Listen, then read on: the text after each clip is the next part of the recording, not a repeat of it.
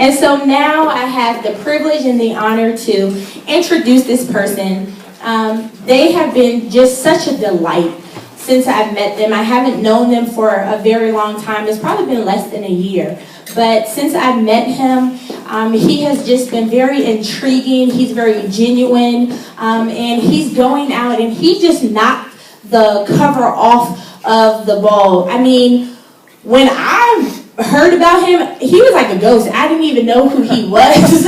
But everybody was just talking about how great he was and all the accomplishments that he had achieved in his other business and how he was such a trainer and how he had built his team on the concept of duplication and parties, and he knew how to get the job done. And so when I met him and found out who he actually was, and he came in here and he just went full speed ahead, and he's lived up to everything that everyone has said he is. And when you see him talk, you'll actually see what I mean. He is just a phenomenal person. And so I want you all to stand to your feet and cheer for none other than Glenn Davis.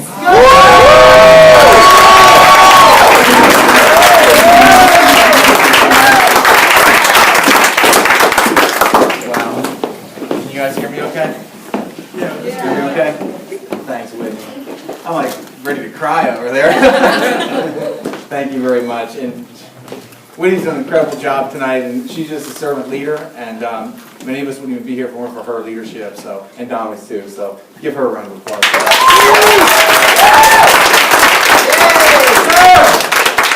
So yeah, that's always so awkward, but appreciate that. And yeah, so we got a good training tonight. I'm hopefully, my goal for you guys is to leave this building really understanding and comprehending sponsorship.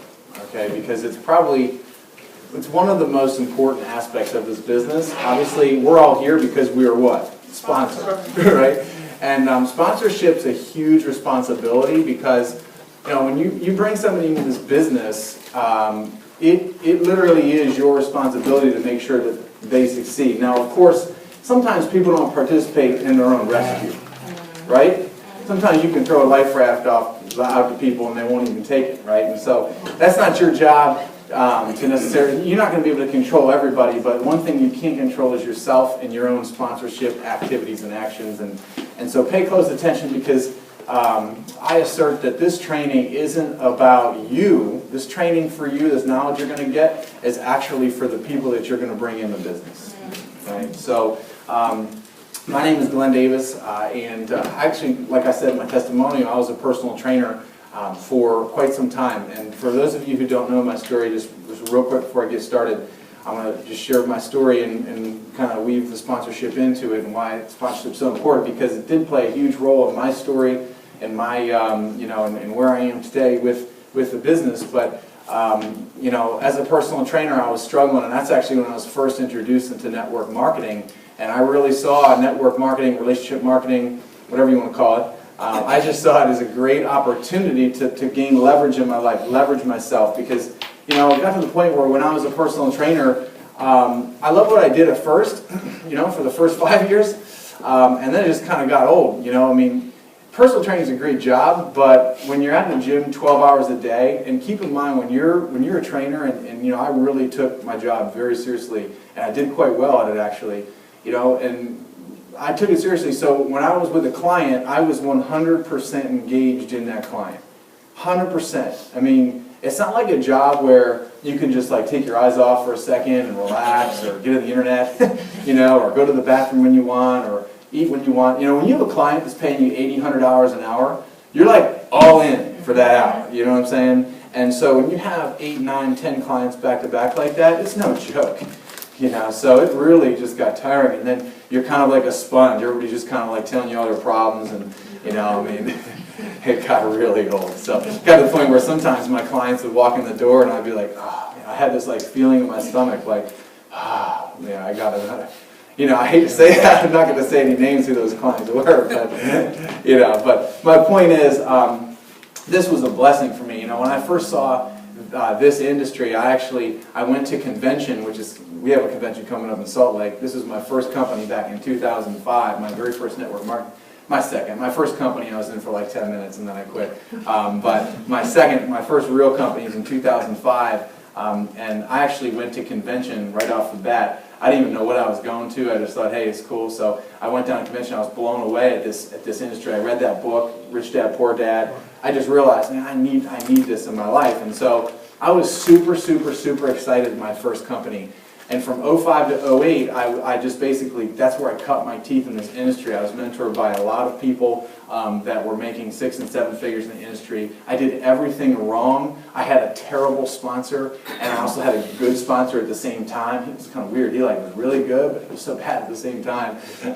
But it was obviously all my fault because at first I really wasn't coachable. So, make a long story short, I really started to get it, and my goal for you guys tonight is to kind of take everything I did wrong, everything I learned, and try to transfer it to you guys, because hopefully I can give you a shortcut. Because like 3 years later, I was with this company, like 3 years later, I was still like the bottom level. Like 3 years later, I would go into the recognition, like we had these meetings, and I swear to you, I was so embarrassed that I'd leave the room. I'd leave the room because I was still a flippin' executive coordinator. After 3 years, I was like, man, I'm such a loser. And so, the point is, though, I stuck in, and when I joined my second company, which was the company I left, I hit it hard. I actually made over 200 grand my first year in that business. And I really, I hit it hard. After 5 years, I built a team of, well, I shouldn't say we built a team. I had a lot of great people. Actually, Ben, Lauren, Bradshaw were part of that team. We built a massive organization, over 10,000 reps in 4.5 years. And I tell you, that was, Whitney kind of already alluded to, I was a ghost here because I had a position in secret, and yet I was still receiving a nice residual income from my other company, so I couldn't leave, so that was a sticky situation. Anyway, getting back to you guys. How does that all tie into sponsorship? Here's how. Well, that's my story, and for those of you who don't know me, now you get a chance to, hear my story, relate to me a little bit. Is there any trainers in the room, by the way? Personal trainers? Okay. Physical therapists? Anybody? All right, cool. Sometimes there is. So, what does that have to do with sponsorship? Well, I think that if I would have had a more thorough sponsor that did some of these things I'm going to share tonight, I probably would have been further along. Now, I stuck in there, but the reality is a lot of people don't stick in there. A lot of people aren't going to stick in for 3 years. I'm not saying that putting myself on a pedestal or pat myself in the back. I stuck in largely because I kind of had to, because if I didn't, I would have lost everything. The point, though, is a lot of people won't. So sponsorship is so important because this industry can really give you everything you signed up for. I'm telling you. Secret can do that. And Secret is the best company, in my opinion, in this entire industry. And I can back up fact. We won't get into that tonight. But you guys, we all have an incredible opportunity here. And whatever you signed up for, it can really get you that. It was blessed me and my family and a lot of the other leaders in this room. So anyway, so pay close attention. People do this business, okay, with people they know. And by the way, this goes for any type of sales or really anything in life, whether really anything. People are going to hang around based on people they know. They're going to do this business with people they like and people they trust. That's very, very important. And so this slide, what I'm going to add to this slide is quite a bit, actually. So we're talking about sponsorship tonight, right? Well, the front end of sponsorship, the front end is recruiting, right? You got to recruit somebody before you can sponsor somebody. Now, I did recruiting training about 2 or 3 weeks ago that we're, I'm going to eventually post it on YouTube and everything. But I went through an acronym, okay? Now, the acronym was Mr. EFST, right? You guys remember that? Okay, you got to meet people. M. You guys agree with that? Okay. Right? You got to build a relationship with people. Right? All right. Then you got to expose people to the business. If you don't do one of the, you're not going to. If you never expose somebody, you're never going to be in the business. Right? Then you got to follow up with them because most likely they don't sign up right away. Sometimes they do. That's awesome. All right. And then you got to sponsor. and then you got a Taproot. Now, that is what that acronym stands for, and that basically is the business. Okay, so we're going through the sponsorship part tonight, but recruiting is the front end, and here's the deal, guys. Number one, you got to meet people. So we went through in that recruiting training. You can watch on YouTube, my YouTube channel. By the way, my YouTube channel is gdavisjr.com, and that'll be up there, okay? Now, that goes through a whole lot of stuff. So, you know, we talk about meeting people. There's so many different ways of meeting people, okay? I mean, there's so many different ways, but the main thing is you want to have fun when you're doing so, all right? And actually, no, I'm sorry, I misspoke. The main thing is this right here. You want to attract who you are. Therefore, you need to be who you want to attract in this business. I know this isn't recruiting, but it's our sponsoring, but I'm going to get there. It's so important to start with this because you're never going to sponsor anybody if you don't do that.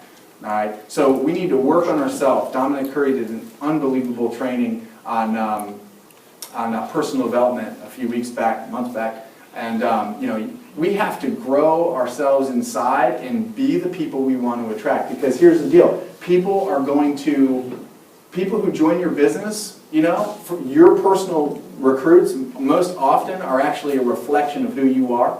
So I see a lot of people in the business, they want to sponsor people who are like superstars, and they go after, right? But the reality is, it's so much easier. Sure, it can happen if you're not inside growing, right? But you guys follow me, right? I mean, you're going to attract people who are like you. So when you work on yourself from the inside, when you read books, when you grow as an individual, when you attend these events, and when you learn this business and you, again, grow as a person, you're going to attract the people that you want to sponsor. Because that's the most important thing. I think sponsorship, you got to like the people and you got to like your team, and you're going to want to like your team enough to hang out with them outside of business. I think a lot of the people, I'm looking at a lot of the faces, every face in here really, you know, that's on my team, I love to go out with, like hang out with. You know how hard it is to build a business when you bring someone in that you don't really like? I mean, it's really hard. It's really hard. All right? And so bringing on people who are really, really solid people is going to mean you start with yourself first. You guys follow me? All right, next slide. Okay. Agents, building trust. Agents need to feel safe to fail in front of you. Otherwise, many will join the witness protection program, right? They hide when they don't feel like they're getting the results out of the business. So this is all on trust. How do you build trust with people? When you sponsor somebody in the business, how do you start building trust with people? That's a great question. Number one is you got to genuinely care about people. Look, I mean, I'm just going to be straight with you guys. I'm kind of a straight type of a trainer. I don't really, sugarcoat things. I'll tell you how it is. And if you don't really like helping people in this business, this isn't the business for you. This is just not. Because that's how you succeed in this type of business is by helping people succeed in their business. Okay, so building trust, number one, is you got to genuinely care about that person. Okay? Of course, number two is you have to say things to the people, to the person you sponsored, that aren't always the fun things to say. You need to stand up sometimes to people and tell them, hey, you got to come to this meeting, you got to do this, you got to do that. It's just what you have to do. Almost take an authoritative role. Because guess what that does? That actually builds trust with the person. Because that person, deep down inside, they know if they're doing something wrong or not sticking to the system in the business. If you go along with that person, you actually fracture the trust within that individual. And that's one thing I've learned in 10 years of this industry is by the person you sponsor, by actually telling them how it is, that actually builds trust and rapport. Okay, so tell them how it is. The second thing is you got to hang out with people in your business that you sponsor outside of business. And you got to genuinely want to do it, right? I mean, I think everybody in here that I have sponsored, we've hung out several times. You know, I mean, Tim and Sylvia went to Level. That was a fun night. We got to do that again, by the way, right? This is like the third. I sponsored you on Monday, right, Tyler? Yeah. Tyler's a new agent, by the way. Give Tyler a round of applause. tear this thing up. Just watch. Okay? What's our third night we've been together? I think your girlfriend's probably thinking some things. You're in skincare now, and I hang with Glenn all the time. Right? And I kind of dress a little, okay? You gotta genuinely like, Rich and I are gonna grab a beer. We already talked about that. Rich and I were grabbing beers long before Secret, right? And so the reality is, you gotta genuinely hang out with people because that's how you're gonna build trust. And the next slide, people, they stay with this business. People you sponsor, they don't quit on you or the team. They quit on the business. They quit on the business, but they'll never quit on you. So obviously, there's two pieces to every single business. I don't care what it is. Okay, ask Rich, he owns a bunch of businesses. Okay, I don't care what it is. You got to get people and you have to keep people. Right. For sure. I don't care if it's a salon, a restaurant, right? Network marketing business. If you get 100 people and you lose 100 people, it doesn't matter. You just back at square one, right? And so getting people and keeping people is the name of the game, and you want to keep agents in the game. And so how to do that, of course, is to build trust, because at the end of the day, people are going to quit on themselves, they're going to quit on the business, but they'll never quit on the team. And that's why team culture is so important, and that's why it's so dang important to come to these events. Raise your hand if you're an agent here in the room and you've been here more than 5 times to SU. It's like 90% of the room. Everybody give y'all a round of applause. I don't give everybody a round of applause. Right? See, guys, look, it's so important to come to these events every single week, because if you don't come, your team's not going to come. And it's all about the culture, and it's about the family, and that's what keeps people engaged. And ultimately, not just engaged because you're trying to keep people engaged for your own business. No. You keep people engaged long enough and they will succeed. Right? It's not about trying to keep someone in the business, right, so they keep their product order. It's trying to keep somebody in the business so they succeed. I could have quit my first year, my second year, and I didn't. I stuck in, and now, hey, I work Secret full time, work from home. It's awesome. It's the best thing ever. Okay? So help people. Actually, you know what? Back up. A couple more things. Sorry about that, buddy. So let me just talk real quick, actually elaborate on that. Trust, you have the, I'm going to dip into some of my own little nuggets here, away from the PowerPoint, okay? Trust, you have the parent-sibling effect, okay? Now, I get into a lot of psychological things, because this business is a very psychological business, and when you start to, mature in your business, you're going to see a lot of the stuff here that's psychological, because guess what? This is a business made up of what? People. And when you're dealing with people, you're doing a lot of cuckoo stuff, right? So this is the reality. So here's the deal. There's a parent-sibling effect, I call it. This is something where, I was telling Tyler the other day, this is sponsoring. Straight up, this is sponsoring. This is 101 sponsoring. The people you sponsor in this business will do what you do. They're not going to do what I do, or Ben, or Lauren, or any of the leaders up here in the front. See, so we're the parents, and you guys are the siblings to your people, right? Tyler's my sibling, so to speak, okay? So whatever I do, he's going to follow, okay? And that's the reality of this business. So I call it the parent-sibling effect, because let's say you have a parent that says, don't cross the street, Johnny, don't cross the street. And you got Johnny and you got Jane, right? Johnny's the older brother and Jane's the younger sister. The parent says, don't do this, and then Johnny goes and runs across the street. What do you think Jane's going to do? Run across the street. He's going to cross the street, most likely, all right? Because the parents, even though they hold the knowledge, they're doing the training, and right? So we're doing all the training, right? It doesn't matter. Your people are going to do what you do, and that's the biggest thing people struggle with, I think, and I did too at network. That's actually the number one thing I struggled with in network marketing. My first 3 years, I was so inconsistent with the meetings. I was so inconsistent with the system that I didn't get that it wasn't about me.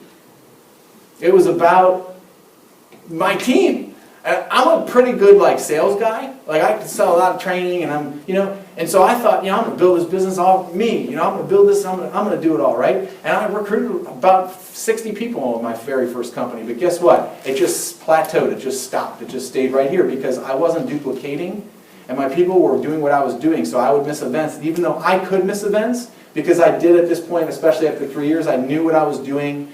I could recruit people just off of skill or whatever, or just time in the business. My people couldn't, so my business plateaued, and that's one thing that you guys got to see with sponsoring is they're going to do what you do. So you got to maintain regular rhythm in the business every single week, every single month. You come to the events because not for you, but for your people, right?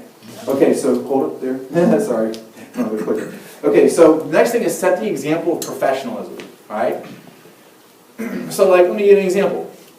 I'm always dressing nice, right? Because A, if I'm out, I'm going to meet prospects. I want to make sure I'm dressed nice, but also I'm setting the example for my team because if I don't dress nice, my team's not going to dress nice, and if they don't go dress nice when they're in a mall and they meet somebody and they don't look like a business person, they're not going to have very much success recruiting. It's just the way it is. People see you and they make judgments. You guys follow me? That's just one example. I'm talking everything from text messaging, okay? Be professional when you're texting your team, when you're leading your team. Don't abbreviate words.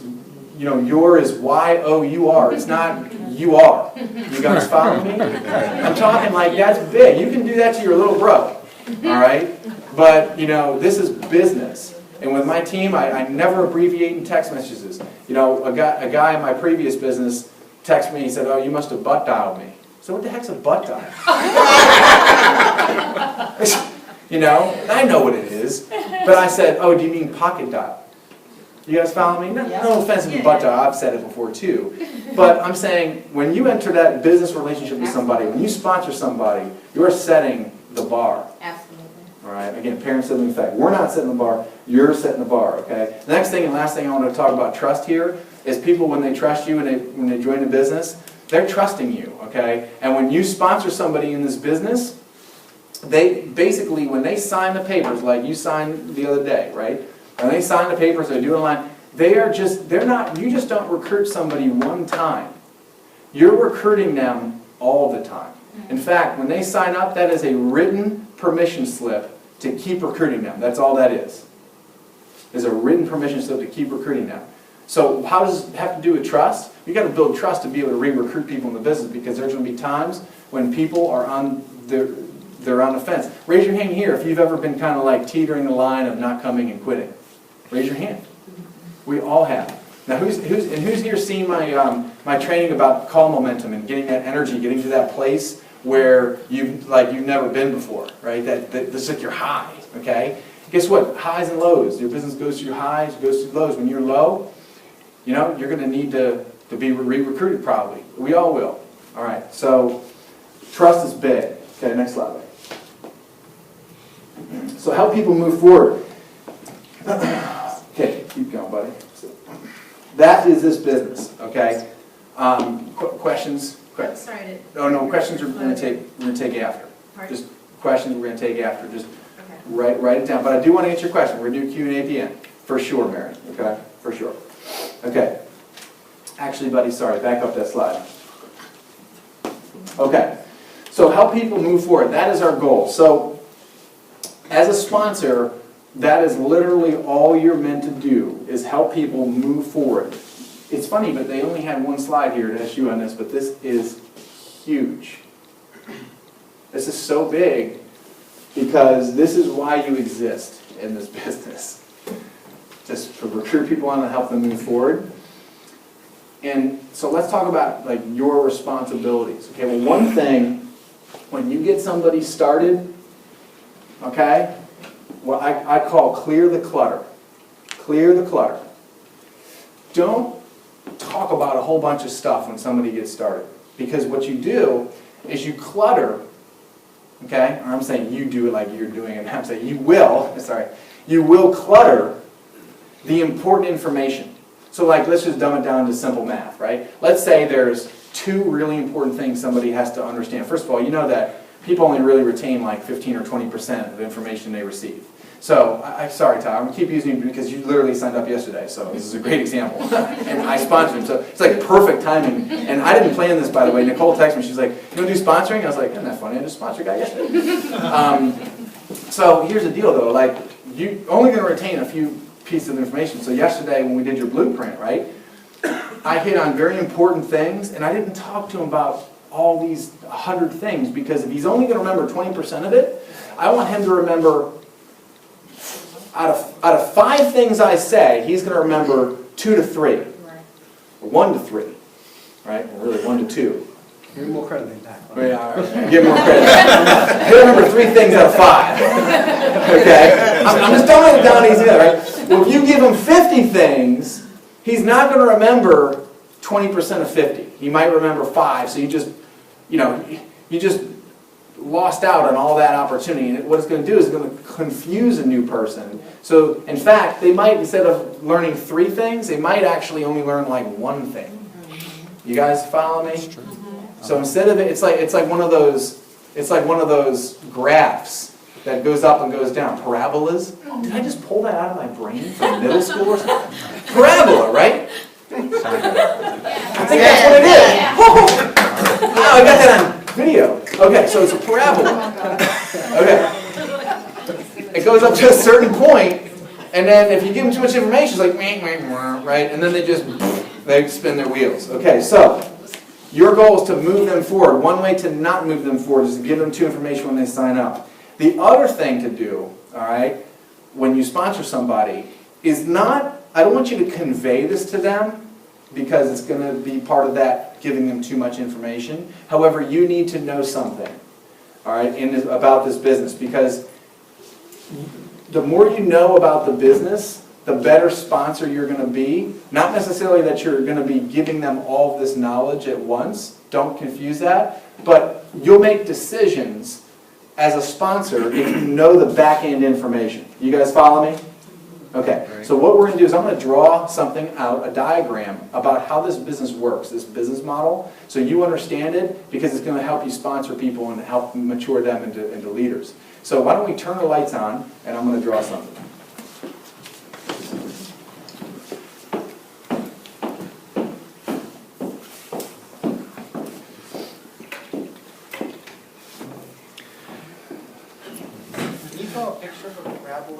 I'm sorry? Okay, so guys, how do we recruit people in the business? Just briefings, right? We'll go through this, right? We got SU, overview. How else? A sit down. Spa parties. Regional. Spa parties. Website. Webinar. Website, just do that, well, actually, no, website's a static thing. So webinar, website. How else? Sample kits. Kits. Yep. People. Word of mouth. Word of mouth. Blackmail. Shotgun. Wild party. Wow party. Okay, regionals. Product demo. Convention. 3-way. Yep, 3-way calls. Okay. Now, when you recruit people in, this business is like a funnel. I'm sure some of you guys have seen this before. All right. This business, and I'm going to edit this training and actually have it pop up on the slide. So this business, can everybody see this okay? Yeah. You're recruiting people into this business by exposing them to third party. Never, never, never, never, never recruit somebody in this business and not point to a third party or get a third party on the phone or use some tool. Because remember, however they get in is how they're going to do it. Okay? Right. So once they're in the business, this is where you sponsor them, right around here. Then what you do is you funnel everybody to SU every week, right?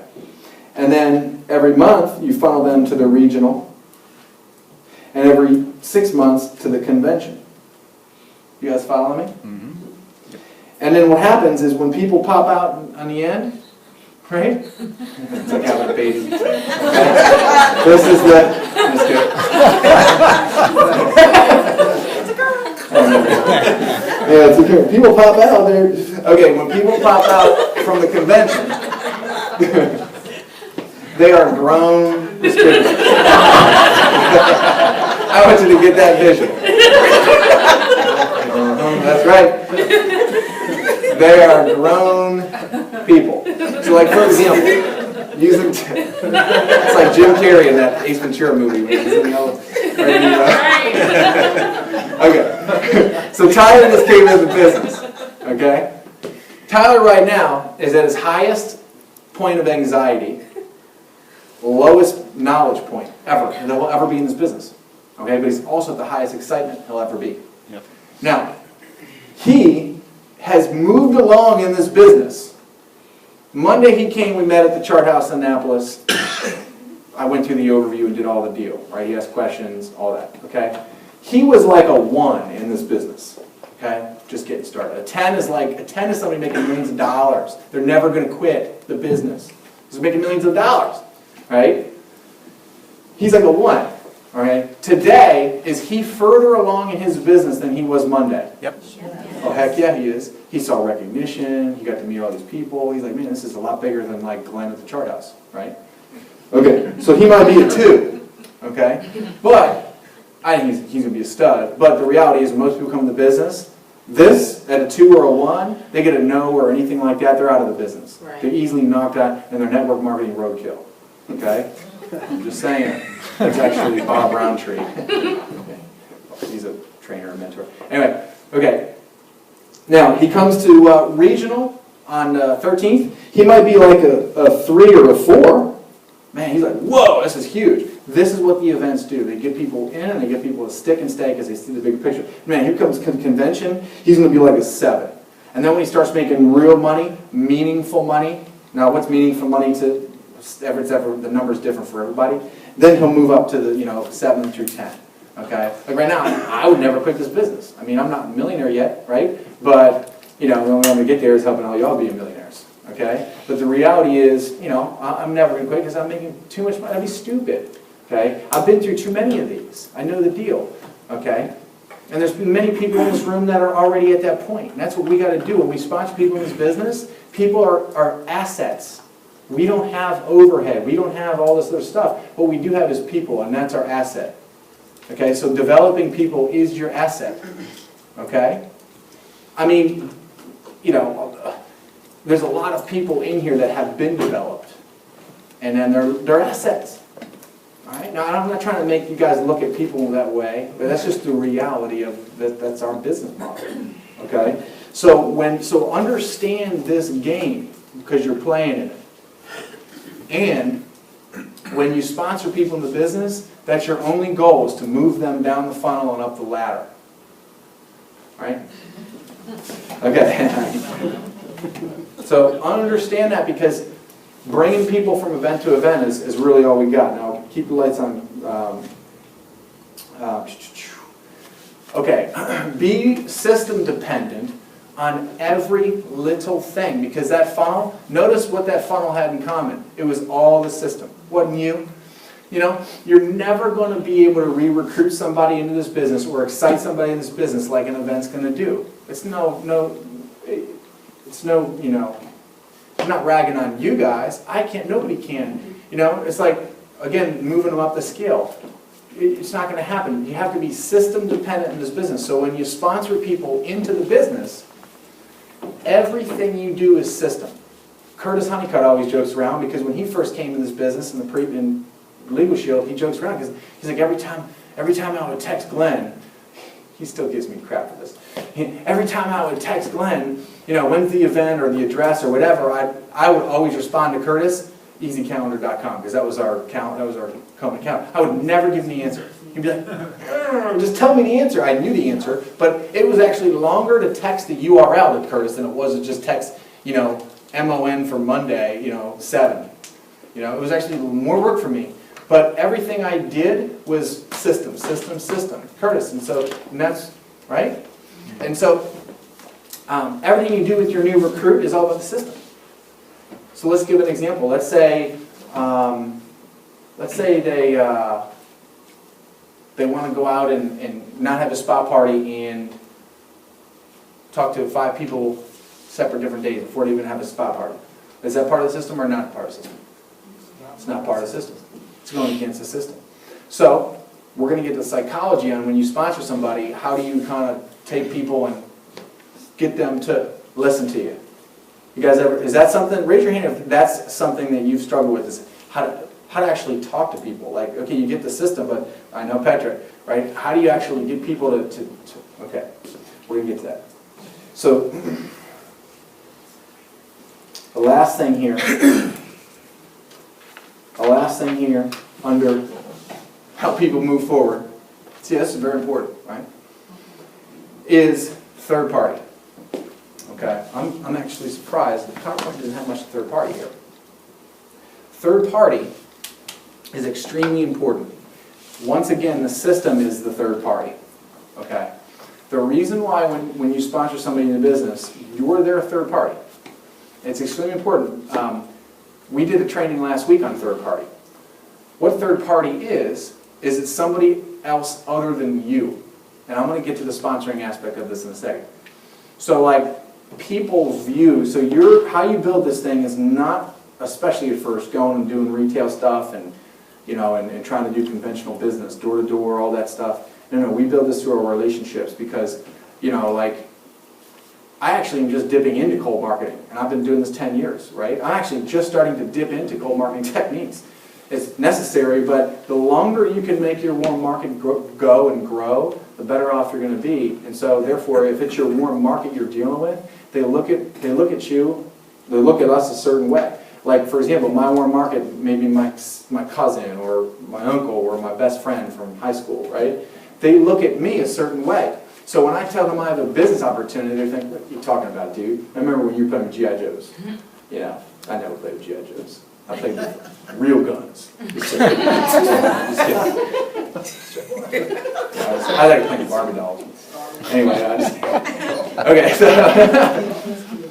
the reality is they see a certain way. So when you sponsor something in the business, understand that you've got to go and taproot, which is, I'm going to talk about a little bit later, taprooting is getting through to your people's people. That's the last acronym, the last letter of Mr. F's, right? Mr. F, taproot, okay? Taproot, taproot, taproot. Because when you bring somebody in the business, we're talking limited resources. This is why sponsoring is so huge. Limited resources. Your warm market is like precious gold or oil or whatever. It's limited. Okay? It's limited. You know how hard it is to go build another warm market? It takes a long time. Time that you probably don't have. Or we probably, it's like, it's precious. So when you finally recruit somebody, you've got to get through their people's people quickly, and that's taprooting. But bringing them back to the third party, you're going to be their third party for them, okay? Just as someone was third party for you, and it still is third party for you. Today, if I bring someone in the business, I have some sort of third party. I had people text him welcome yesterday, okay? I used a tool. I showed them the tools we use, okay? You got to use that third party. So when you sponsor somebody, and a lot of this stuff is kind of interconnected. A lot of the stuff I've already mentioned about how you are the example and so forth. So third party is extremely important. When you help people move forward, use third party right from the get-go. All right, get through to their people. Make sure they understand that this whole third party dynamic, because it's foreign. I talked to him about third party. I said, hey, look, this is how we're going to do this. How we're going to approach your warm market. We're going to use third party. Okay, guys. So you guys follow why you want to use third party, right? And why, when you sponsor somebody, you want to talk to them a little bit about what you're going to do with third party, because you don't want them going out there and burning up their precious resources before they've really learned what to do. Okay. One more quick thing on third party. There's a certain point where it's too much. This is something that's not really talked about too much in training. Actually, at church Sunday, the pastor went through a sermon on eaglets. Like eagles, right? Eaglets. It's actually incredible, but at a certain point, when the eaglets get to a certain age, the mother starts poking holes in the nest, making it all uncomfortable for. This is true. This is crazy. Nature is amazing. Just making it so they're uncomfortable, right? And so, and then basically, they get on their back because it's uncomfortable in the nest. So they just want to get on their back. Well, when they get on her back, what she does is she takes off out of the nest and she flies around, and they're like, "Holy, I'm flying around. They don't know how to fly yet, And then basically, they fall, and she throws them off their back. This is crazy. Mother Nature. I mean, come on, really? Like, this is true. And the eaglets fall down, and she swoops and she catches them. Right? And that's how they learn to fly. When they fall, they're like, I'm falling. I'm going to die. So that's how they learn to fly. Ladies and gentlemen, that's what sponsoring is. Get on my back, Tyler.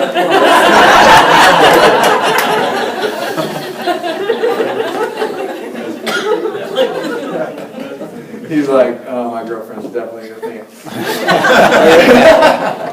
Okay, but that's sponsoring, okay? So, to a certain extent, you wanna use this third party, you wanna be for your person, but I get people, what I tell you, how many spot parties am I gonna do for you? 3? 2. 2. I'll do 3. Okay, 2, 3 spot parties, right? 2 really, okay? And then you gotta kick them out of the nest and let them fly a little bit, okay? So when you're sponsoring, let the meetings do the work, kick them out of the nest at a certain point, okay? All right, let's turn our lights and keep going. I need water too, there's no water. Okay, what's the next slide? Let's roll. Okay, there's 4 types of agents. This is really good. There's watchers, crawlers, walkers, and runners. And you guys can read this stuff yourself. Basically, obviously there's, customers, there's people who are just kind of like here and there building the business, and there's people like part-time that come to events, but they're just the people that you're like, be a runner! You know what I mean? Okay, here's the deal. Okay, here's the deal when you're sponsoring. Don't ever forget this, okay? Don't ever allow your timing in this business to be dependent on somebody else's timing. Don't ever allow your timing for your goals to be dependent on someone else's timing. What that means is, don't wish people were different. Going back to the system and how you build this deal. How are people going to move from walkers to runners? How are they going to do that? Coming to the events. Repeat that again. How are people going to move from walkers to runners? Coming to the events, right? That scale I drew up. Don't ever allow your timing to be dependent on anyone else's timing. So you bring them to the events as a sponsor, as a good sponsor. You promote the events like it's the last thing ever on this earth, okay? I mean, I remember Ben Bradshaw. Ben, his very first company, he did not want to come, and he'll tell you this, he didn't want to come to his very first event. I remember I was sitting in my car. I remember the parking space I was sitting in my old townhouse, and I hung on him like a pit bull. And matter of fact, he probably wouldn't be in the business today, okay? Now, because of that system, because of that meeting, because that's the power of these meetings. At the time, this is a true story, right? Ben was a walker. He actually started quick. Trust me, they started quick. That's how the Bradshaws do, right? But he still wasn't like cut and bleed. You cut him, he didn't bleed the company yet, okay? And that is how you take people from walkers to runners, is to bring them to the events. And on the flip side, if they don't come and they don't do what they're not supposed to do, don't wish that they were somebody else. That is actually you getting mad at yourself because you should be recruiting. Because you can't change people, you can just bring people in the business. Right? You guys follow me? Yep, for sure. That is a takeaway for this slide. For sure. For sure. That's why recruiting is so important in this business. All right. Next slide.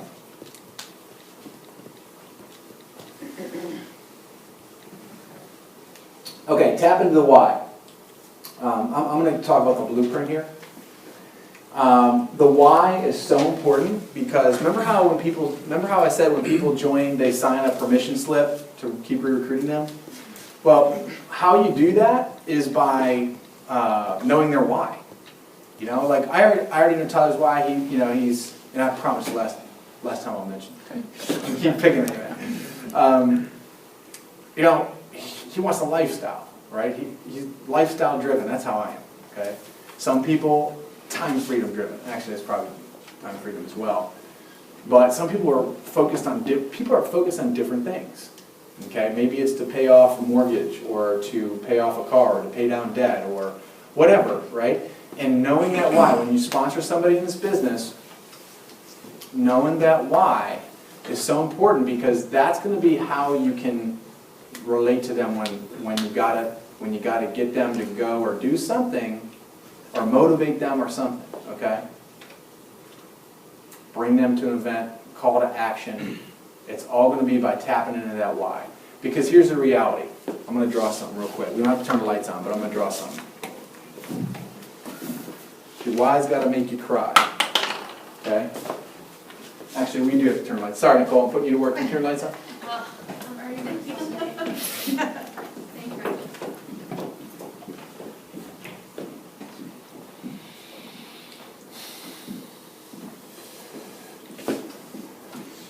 Your why, or your people's why, has got to be greater than fear, greater than rejection or bad or negative feelings. Basically, your why or your people's why has got to be greater or more top of mind than any negative feeling or anything that we have in this business. Because this business is not easy. Okay? If somebody tells you a business or something's easy money, run for the hills. It's not easy. Okay? But it's simple. Nothing in life worthwhile doing is ever easy. Sure. So that's why this why is so important, because there's going to be a lot of times when your people, when you bring them aboard, they're down in the dumps. Just got to bring them back up. Which goes back to the trust and everything. I mean, it's all really related. Okay? So, part of the blueprint, get that why, ask questions, where are you from, right? Well, this is pretty much, this can go also with prospecting. When you're prospecting, tap into their why. But with regards to sponsoring, ask them these questions. Who's the most important person in your life? What is the thing that holds you back? What would you like to change right now? Okay? Really tap into their why, how they're driven. And I'm going to do a little personal plug right now because I spent probably 100 hours on it, and it's free. So it's, I have something I call the Dream Life Plan. It's on my blog, and it's something you can tap into to actually get your why. It's 5 steps, and it's pretty intense. It'll take you probably a couple of hours over time. You might not do it all at once, but check it out, because if you don't know what your why is, this training is about sponsoring other people, right? But sometimes we need help with our own sponsorship. You know what I mean? I certainly did when I was brought in the business. My upline is gone. Okay, basically. I mean, they weren't, but they were. Okay, so basically, I'm sorry, not this business. Definitely not this business. Preview. Okay, so get your why. My blog is the True Freedom blog, truefreedomblog.com. Go to the Dream Life Plan. Okay, check out your why. Get into exactly what motivates you, and so you understand how you can tap into their why. That's in my opinion one of the biggest things about the blueprint is getting into why people are doing this business. There's a whole nother training in the blueprint, but the second thing is you got to get people off to a quick start. Okay, let's turn the lights on again. Can you say your blog real quick, please? truefreedomblog.com.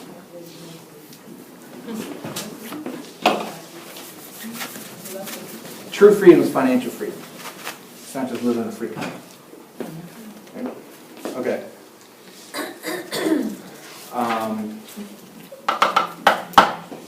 Quick start. This is huge with sponsoring. Get people started quick. Get people started quick, they get excited. They have success quick, they get excited.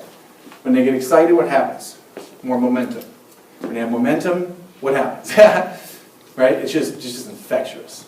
Okay? It's just infectious. So with sponsoring, this is one thing I drew for Tyler yesterday, is quick start.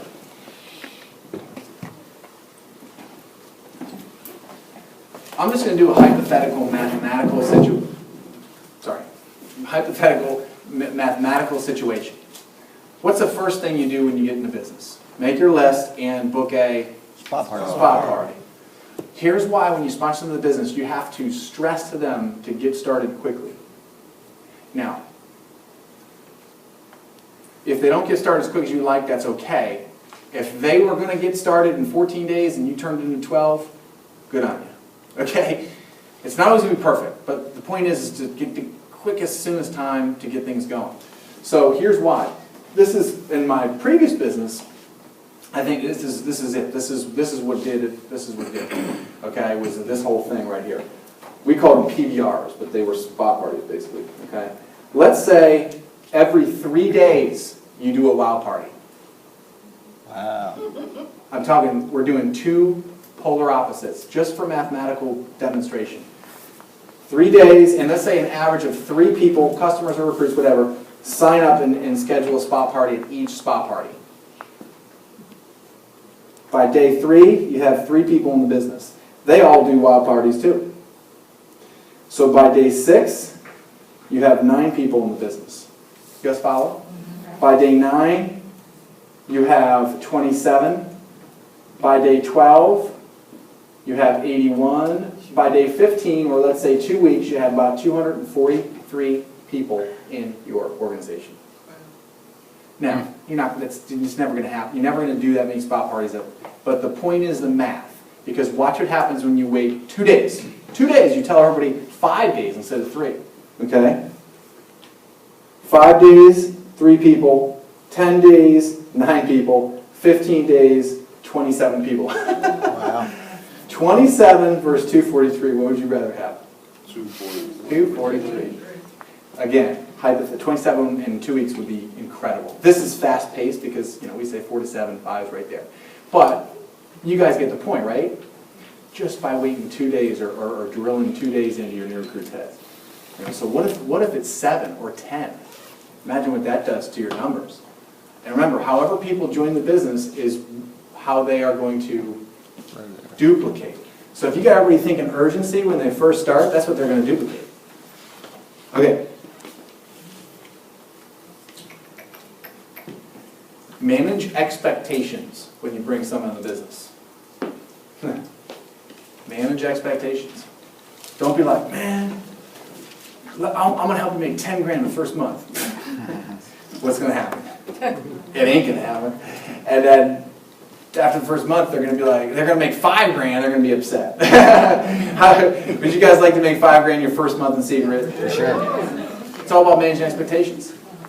Like when you bring someone on, be like, look, first we're going to get to superstar. It's all in the blueprint. First we're going to get superstar, then we're going to bronze, then we're going to royale. Okay? And it's all about just managing those expectations. Don't tell them too much, or it's going to backfire. Inoculate people when they first get in the business. Okay? Inoculate people. Tell them a little bit, like, hey, you're going to get rejected a little bit, right? Or when somebody signs up, you're like, you stink! Yeah. Just say something to them to, just joking. You don't want to make fun of them right then and there. I'm just saying, inoculate them a little bit. Give them a little bit of what they're going to get, okay? When someone joins, tell them, hey, look, there will be some no's in this deal, okay? You're going to get some rejection, all right? And it's okay. Some people can handle, some people, it's just all different types of people. All right, so you want to inoculate people. And then taproot and anchor people into the business. Taprooting is a whole nother training. We're not going to get into it too much tonight with sponsoring, except for the fact that remember what your goal is to get through to their people. And then when they lead to another stud, grab a hold of that person, introduce that person to your upline silver, right? Gold, platinum, and above. And get that person anchored in, because when that person's anchored in and they got someone to run with, it's going to keep your people anchored in, right? It's called lighting the fire from below. Okay. You guys getting all this? Yes, sir. All right. All right, yes, next slide, next slide. Almost done, guys, we're almost done. Okay, next slide. Wait, yeah, okay, create a list. Help them create the list, learn to use a memory jogger. This is everything. I did a lot of training on this with the last recruiting training. Making a list is so important because everything starts from your list. Your whole life, it's like your life is on that list. Meaning, you join Secret because you want to have a better life. And that whole better life you want, right? It's all on that list. Same with your people. They join because they want a better life, and it's going to boil down to how many people they get on the product and how many people they get to join the business. So if again, without a list, it's hard to not only categorize who people are, they red, green, or blue, and by the way, again, because of time, there's trainings all over the place on this, okay? How to make a list. Again, I have one on my YouTube channel, okay? But it's everywhere. You got YouTube, Zach Cheney does an incredible one. We have one on our team site, explosivehomebiz.com/agents. You go to training. Actually, the Getting Started has Getting Started tab. That tab has a whole training on how to make your list. Get it on paper. Identify the top 10. I call it the top 10 because they're a mix between sharp and also open and receptive. Meaning they're not going to just blast you. They're not going to, for your new people, they're not going to be the toughest to get. You don't want to have your new people going after their big fish at first. That's not going to go well. But at the same time, you don't want your new people going after people who, can't tie their own shoelaces.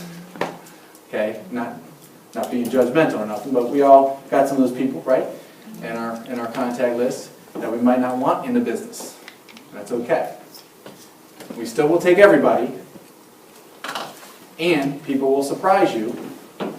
Okay. However, I personally don't want my people going after just anybody at first. I want a mix between good quality people, yet open and receptive. That's how I define the top 10. Because then their business will start with fun crowd that they like and love, but they're also sharp people, and that's how that's the motion it'll set. Invite them, book a spa party, urgency again. Okay, let's move on. Next slide. Okay, keep going. We're going to skip. We don't have time. We're going to skip through this, but I'm going to sum this up here. Skip one more slide. One more. Okay, good. One more slide. Awesome. Okay, basically, a lot of that was about psychology, and quite frankly, those 3 slides are way advanced. Like I want to actually start having an ALT, Advanced Leadership Training, where we have like silver and above come, we do training and stuff, and on advanced topics and stuff, and that would be some of the stuff. Okay, not like especially we have all new agents to experienced agents in the room. Basically, in summary, like psychology, when you first bring somebody aboard, there is some psychology to it. How people respond to certain training. Okay, do people respond to more of the delegation or the demand, like, hey, you got to come to this event, or the employee mindset, right? I think in a nutshell, what you want to take away from those previous slides that we skipped was this. Everybody you bring in the business, they're going to have a different way they respond to things, and everybody's different. Just pay attention. If I could just make it so you guys leave with this nugget, just to pay attention to who you bring in the business, and kind of start to really see like how they like to be talked to, okay? How they want to be trained. Do they want a partner, right? Do they not want you to talk to them? Are they seers? Do they need to see something versus being told something, or do they need to be told how to do something? So just kind of really pay attention to who your people are you bringing in the business, and try to cater to however that they're going to best respond. Okay? And some other little psychology nuggets. You want to establish authority right from the bat when you sponsor someone in the business. Not like the boss. Nobody joins a business because they want a boss. I don't mean that. However, I do mean establish some sort of an authoritative, because you were in the business before them, and remember, parent-sibling effect. They will pay attention to what you do and what you say. So let me give you an example of establishing authority. When you're booking the spa party, when someone signs up, don't say, well, when are you available for the spa party? Right? It's, I'm available to do your spa party this day, this day, and this day, and this time. What time fits into my schedule? Right? Because bringing somebody aboard, like you can't, like you're so excited they're on board that you're just like, oh my gosh, right? Then that kind of sends a signal like you need that person. And then also, it also sends a signal to your new recruit that the business isn't growing for you, right? Instead of being like, hey, I got a line of people that have just signed up, I'm so slammed right now. You know, that sends a subconscious signal like, man, I better get in line here, and I better pay attention to the system, take notes, because, man, this is serious business. You know, you guys follow me? Okay. So, another little psychology nugget is, this is all kind of psychology. Public praise, private coaching, criticism. Never criticize one of your new recruits that you sponsor publicly, ever. In fact, try never to criticize, ever, unless something has to be done. Unless they come to SU with a, you know, like bandana and like, you know, ripped overalls and, you know, then you might need to say, hey, dude, like, this is business, you know. Business casual. You know, rarely are you going to really ever criticize, but you always want to praise. And when you do get into leadership positions, just remember this too, for when if you're not already there yet, there's a lot of leaders in the room already, but when you get there, remember this. This is something that Elizabeth Weber taught me, number one income earner in Market America. Okay? You kiss people, you kick them, and then you kiss them again. Right? Right? And remember that. Kiss, kick, or kiss, kick, kiss. Right? It's like, wait. Tell you what, you are just incredible. Like, just, we're so fortunate to have, and this is not real life, by the way. So fortunate to have you in the team. Man, I just love working with you. I just love working with you. Yeah. Yeah. So how'd you think the spa party went the other day that you did? It was okay. It was all right? Yeah. Yeah, how do you think you could have improved it? I'm not really sure. I think I did a great job. Oh, okay. Yeah, you know, I thought you did incredible too. Are you open to any feedback? In service of making you better? Yeah, sure. Okay, great. Yeah, I would recommend, you know, doing X, Y, and Z. You know, because I tell you, I made that mistake first, you know, and, you know, we made that mistake. It's always I or we, it's never you, okay? And that's just kind of what will help you, blah, blah, blah. But I tell you what, incredible spa party. It's one of the best I've ever seen. I kissed her, I kicked her, and I kissed her. That's how you train people with new recruits, okay?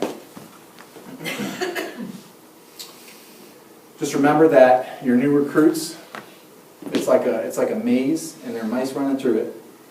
I use this for talking about someone with Brad the other day, right? They're getting to the cheese, right? The wall, you're acting as the wall of the maze. You're not forcing the mouse down to get the cheese. Nobody wants to be forced to get the cheese. You act as the wall, so they kind of bounce off and then they make it there. Do you guys follow what I'm talking about? Mm-hmm. Okay? You're never forcing people in this business. As a volunteer army, people sign up because they want to be here. You're guiding them that way in the business. Okay. Let's move on with the slides, and I think we're almost, okay, some no-nos. Don't criticize. Some no-nos is don't kick, okay? Kiss, kick. Okay, don't call. Some no-nos are not calling people, okay? Always try to touch base with people, depending on the size of your team. You know, like I try to touch base with my people once a week, okay? I mean, everybody, okay? Sometimes, some people every day, some certain people every day or every other day, okay? If you have a smaller team, definitely every day, okay? You always want to be front of line, or front of mind rather with people. And the next time is don't call too much. Remember, your timing, not their timing. Don't depend on it. Don't give orders. Not building relationship is bad. We've already discussed a lot of this. Why? You know, honestly, we've really discussed a lot of that, so let's move forward. And next one. Oh, next week. Okay, so that concludes sponsoring what we're going to do. Oh, look, I said an hour. I'm so 20. Okay, so what we will do is let's take like 2 or 3 minutes for Q&A. Turn the lights on and let's do some, thanks, Sam. He's standing there now. Sorry, guys. Okay. Q&A. I know, Mary, you had something, and someone over here did, and Petra, I think, maybe. Mary? Yes, you had mentioned fall momentum training that you had. That's, you can find that on my YouTube channel. I do a video on, yeah, I do another video on call momentum. Basically, call momentum is when you're at a certain, like it's hard, like we've been trying to break the ice with calls, Mary, right, for a while. It's hard to break the ice, but when you finally do and you feel good, and especially when you get a yes, like that's when you step on the pedal. A lot of people, myself included at one point in my career, would just be like, I got a yes. Woo! All right, time to watch The Blacklist. You know what I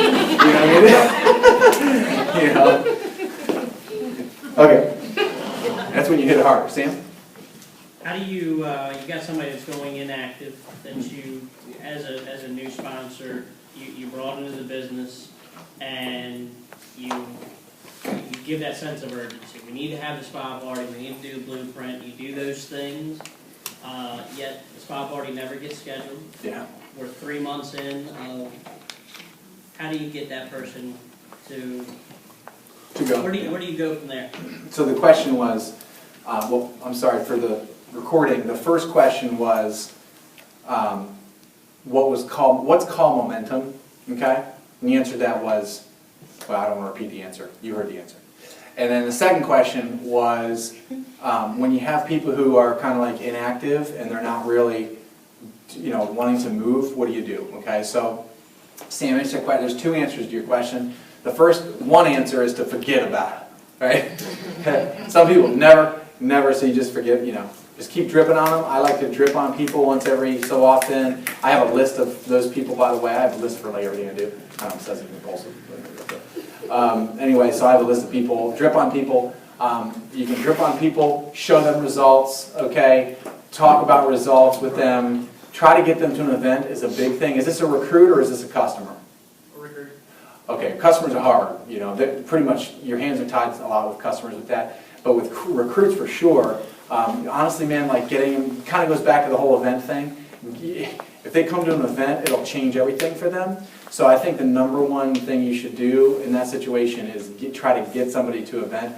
If they're unresponsive to coming to an event, to moving along, then that's the whole, they're not participating in a rescue, so it's like, getting somebody to an event, though, is probably everything. I would pick them up if they're, if you have the ability to, I would either pick them up or get them picked up. 100% of the people you bring to an event come, okay? Get them there. Butts and seats is green and jeans, okay? That's what I'm talking about. All right. What do you do when you're talking to someone and you're trying to recruit them, but then you find yourself they're trying to recruit you because they have their own agenda? In other words, they're in another business and they can't wait to tell you about their business. And now you're like in a battle of recruits. Right. Well, my business is better than your business. Right. Well, you always want to get that person in front of a third party. Okay? So there's 2 things you got to do. Two very important things. As a disclaimer, what I will say here is not the most duplicatable thing in the world, because you have to know a lot about you don't have to know a lot about the industry, but let me say something. It helps to know a lot about the industry, because if you know more than they do about the industry or even about their own company and comp plan, it is much easier to recruit somebody. So I'm not saying that you guys all go around and spend a lot of time studying and all this stuff. But if you have people that are in other companies, get them in front of some of the leaders in the room that do know more, and we will be able to recruit them. So the first answer to your question is just get them in front of one of us, okay? The second thing is to learn some of the stuff yourself, right? Which you can. There's another video on that, okay? You can learn some of the stuff. Now that I want to keep that video kind of private. If you're interested in learning more about the industry, just come see me privately. I guess the third answer to the question is set the environment for the recruit. Okay, like a good example, I know it's kind of gruesome, right? So I don't really like bringing it up into big crowds because you just never know who's in the room, but, like the Vietnam War is a great example. Like, we were so much more powerful, but we just went into the wrong environment, right? And we still lost because we just were on their territory. And so it's kind of the same thing, like you don't want to go onto their territory or set an environment up where you're not going to be able to recruit them, right? Like an environment where you're not going to be able to recruit them is talking to them about the business in front of their downline, because they're going to like pump their chest up because their downline's there. So that's not going to work. So you want to get the people out alone, hey, have a beer with them, go out, whatever, start dripping on about the industry, get in front of people, get them alone. Set that environment up for them to be recruited. That's the biggest mistake people do is I think when they're trying to recruit other people in other companies, they do it in the wrong environment and it's never going to happen. And sometimes it's the wrong time. Sometimes they're so jacked up by their business. A lot of it is a marathon. Whoever lasts longer. Because eventually they're gonna quit, or they're gonna stay stagnant, or they're gonna slowly grow. And if they slowly grow, they'll hit a point where they're making good money and they'll never, well, I don't say never leave, but you might want to just forget about them for a little while. But either way, it's still a time game. Any other questions? This is a recruit question, is that okay? Huh? How do you recruit in a time where people don't have the money? And especially when you're also up against that, well, you have this replenishment that you have to buy. Really getting into the nuts and bolts, where you have this $50 or $60 you have to make every month, and they're also, you see what I'm saying? You go, well, I don't, I live paycheck by paycheck, so this includes preferred customers, Yeah. recruiting people, parties, everything. Right. How do you So get the money, past that? yeah. So the question is, how do you get past the money objection? Like, I don't have enough money, basically. And Whether the it's- replenishments, Right. it's a requirement, they're gonna be like, Right. So there's always two answers to any recruiting question. Like with Sam, there's always two answers. Forget about it and follow up, or try to do some objection handling, right? Some point, well, no, you're always gonna want to do objection handling, but at some point you're just, if somebody just cannot see past that, again, there's nothing you're gonna say or do. There's no Sandler sales training. No, sure, Sandler sales is a great training, but it's still not gonna convert everybody. So at some point, you gotta just rely on follow-up, okay? Because here's the deal, people are either gonna get sick and tired of being broke, or they're gonna be sick and tired of, they're gonna get sick and tired of either being broke or sick and tired of you following up with them, either way. Okay? So, I'm sorry? I was just gonna add, perhaps you could even say, well, let me show you how to get it for free. Right, so that. Free beats everything. Absolutely. So go into the technical aspect of the business, you have the prefer for, or get for, pay no more program, okay, of course. Talk about transferring buying habits. Well, you're already spending a certain amount, so maybe it might not be $50 a month. Most people do spend around 40 to 60 a month, families, families of, 3 or more people usually do. If they're not, then maybe they're spending 10, 15, 20, 25 a month. Well, so now it's not 50 a month, now it's like 20 a month or 25 a month. So the number's not so big. Transfer buying habits. It's another one. Anybody else? I'm not the only agent in the room, of course. Transfer buying habits definitely Yeah. is what people are seeing. They already see they invest that money. When you break it down Sure. $50 a month, that's actually like a 3-month period, because those products last you at least 3 months. And then talk about the opportunity too, because if they need money that bad, right? I'm sorry. Get you to notice me for a while, but. Does anybody else have any other questions? But you can also remind them of their why. Is there a bird chirping? Okay, now you're ready. Remind them of, no, I'm just joking. I'm just joking. No, that is excellent. Excellent. Remind them of their why. Absolutely. Get down deep into their feelings. But Rich? I have something to ask. Sure. But that's why you stress the urgency of their WOW parties, number one, so they get commission on their WOW parties. Yeah. Collector 4, so now it's not costing them any money. Right. So really, by the time you do your 2 WOW parties, get your 4, Right. it's a free business. For sure. I mean, Now it's honestly, it's there's a lot of extra things you money. can say to somebody. Yeah. That objection, there's a lot. The spouse objection, on the other hand, that's a tough one to get by. Because at the end of the day, like, if they got check their spouse, they can check their spouse. But I mean, the money thing, you can actually get, there's a lot you can say. That's an excellent example. You make money as a customer. You know what I mean? And then just talk about the opportunity, and Rich? Well, and also it's a matter of, making sure that it's a business. I mean, what we do is a very inexpensive business in the whole scope of things. But you can always ask somebody, hey, you think you can enroll 2 people that want to make money and find 4 customers? If they say no, they're not worth sponsoring anyway. They don't have that belief coming in the gate that they can sponsor 2 people and get 4 customers and have free business in their first 30 to 60 days. Then you got to evaluate who you want to work with. I think that's one of the best things we've heard all night. For sure. Just for the recording here, Royal Agent Rich Schott here in the marketplace said, if you put it to them like this is a business, it's a very inexpensive business compared to other businesses. I'm just reiterating, Rich, for the recording, but then if you have, just get 2 people and 4 customers, if they don't think they can even do that, which will make their business free and they make money, then they might not be the right person. Because it's quite frankly kind of easy to do. I have one you can use, the feel, felt, found, and come off with yep. So you're saying that the replenishment's expensive for you, right? Well, that's the way I used to feel, but what I found out was I can actually make money on it. Another good one. Awesome. Okay, so next question and last question. No, go ahead. I Last just had another comment, Oh. really, is, you ask people, well, how much money do you spend on gas to get to work? That's one thing. The other is, I tell them similar to what he just said, is like, I get my monthly replenishment and I always sell it. And I make money on it. Yeah, it's good. That's kind of You can sell it. It's like, Rich says, we're in a business, part of it is you have to work in order to achieve. And the work is minimal, the investment is minimal. You just have to get 4 customers. If you had a pizza shop and you only had 4 customers, you're not going to be doing so. Yeah, that's good. If you have a secret business and you have 4 customers, you got it made. Yeah.